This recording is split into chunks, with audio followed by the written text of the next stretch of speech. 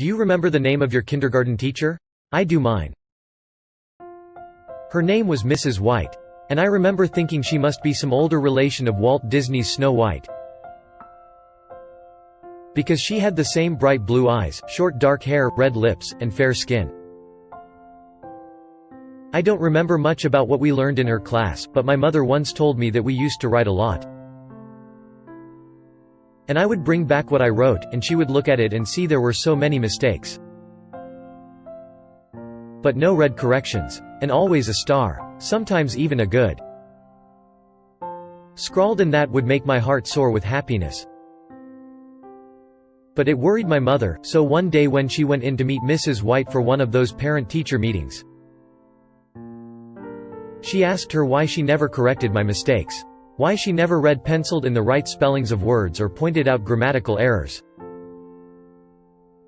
And my mother says Mrs. White said, "The children are just beginning to get excited about using words, about forming sentences.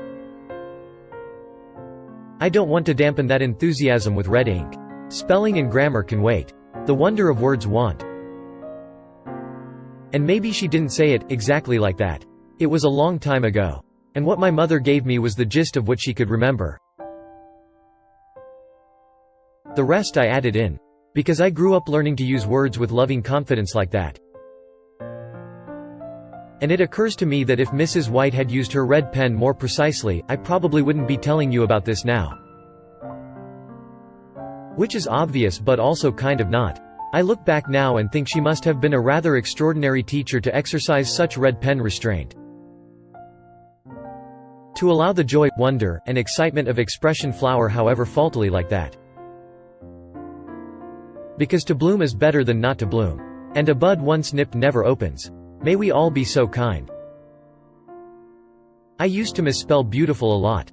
Never could quite remember that the went before the A. It exasperated my teacher in high school, no end. If I was going to employ the word with such lavishness, she figured the least I could do was spell it right.